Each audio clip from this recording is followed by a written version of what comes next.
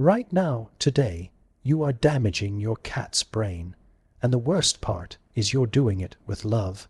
The things you think are making your cat happy are quietly breaking something inside them that you may never be able to fix. Stay with me, because by the end of this video, you are going to see your cat completely differently. And if you're new here, welcome to Feline Mind. Hit subscribe right now, because what we share here could genuinely change your cat's life. Let's start with the one that causes the most damage. 1. You wrap your arms around them. They go still. You think they love this. You think this is bonding. You are wrong. This isn't an opinion, it is biology. Cats are not primates. Primates use physical embrace as a signal of safety, but cats use physical restraint as a predatory or dominance signal. When something wraps fully around their body and removes their ability to move, the feline brain reads one message: threat. A study in applied animal behavior science analyzed photos of humans hugging cats. In a vast majority, cats showed clear stress signals: ears pinned back, eyes dilated, and whiskers pulled back. These are signs of a cat tolerating something they can't escape. The cats that hold still the longest are often the most stressed because you've taught them that struggling doesn't work. They shut down in a state called learned helplessness. Real affection is scratching behind the ears or letting them lean into you on their terms. This floods their brain with oxytocin. The difference is they actually enjoy it. Next, you are likely connecting your anger to your presence without realizing it. That expression you read as guilt, flattened ears, and avoidance is not a confession. A study in behavioral processes proved that cats show submissive behavior based on the owner's energy, even if they did nothing wrong. When you yell, you are training their nervous system to associate you with unpredictability. Over time, your cat becomes hypervigilant. They startle easily and stop playing because play requires feeling safe. This chronic stress response leads to elevated cortisol and suppressed immune function. The fix is to catch them doing something right and make that the loudest moment in their day. Redirect instead of react. Timing and patience do more in 1 week than punishment does in a year. 3. How many times have you said she is just a natural scratcher? Destructive clawing is not a personality trait, it is a trained behavior. Every time you let your cat scratch the sofa and then offer food or attention to stop them, you taught them that scratching works. This creates chronic environmental tension.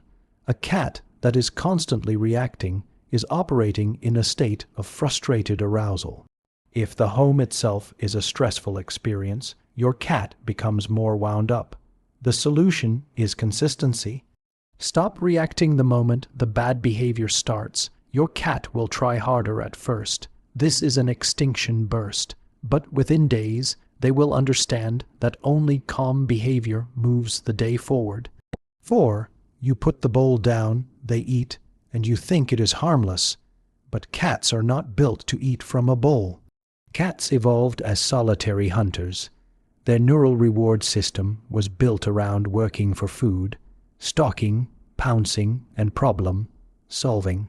This sequence provides the chemical feedback the brain needs to stay balanced. When you use a bowl, that system gets bypassed. A study in the Journal of Feline Medicine and Surgery found that cats fed through enrichment methods, puzzle feeders, and foraging mats showed significantly lower anxiety and less destructive behavior. You don't need to spend money, hide kibble around the room, or put breakfast in an egg carton. A cat that works for food is a cat using their brain as it was designed. 5. Physical exercise and mental stimulation are not the same thing. Most cats get plenty of the first and almost none of the second. Your cat's brain is a highly sophisticated cognitive instrument capable of navigating complex territory and reading human emotions. In the average home, this brain spends most of the day doing nothing. A bored cat is not a resting cat. Neurologically, understimulation produces the same stress hormones as overstimulation.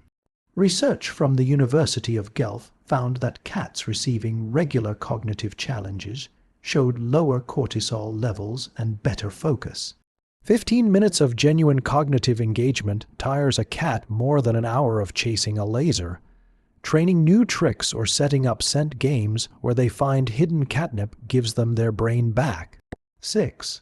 When a guest asks to pet your cat and you say yes because you want to be social, you may be doing damage.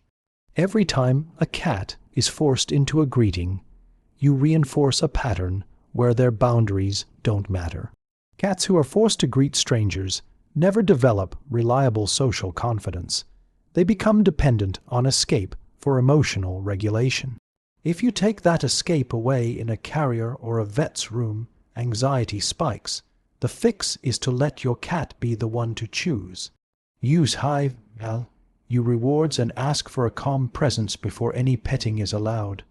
When you become the protector who filters the world, your cat finally has an anchor in an overwhelming world.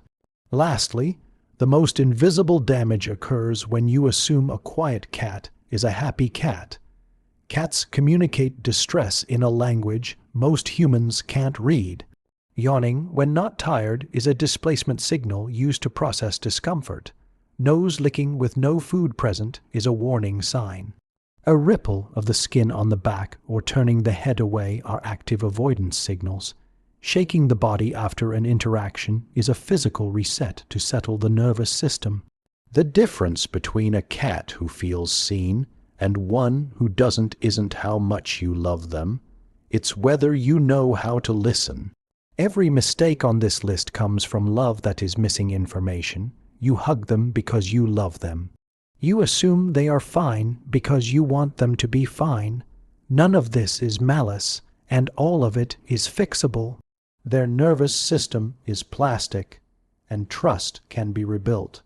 Starting today, stop initiating physical contact and let them come to you. Replace punishment with redirection. Make every meal an opportunity for mental engagement. Give your cat 15 minutes of genuine cognitive challenge every day. Most importantly, learn the language your cat is already speaking. The cat you want is the cat you already have, finally being understood. If this video changed your perspective, share it with someone who needs to hear it.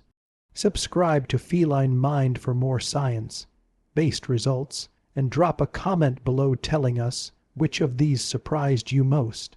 You are not alone.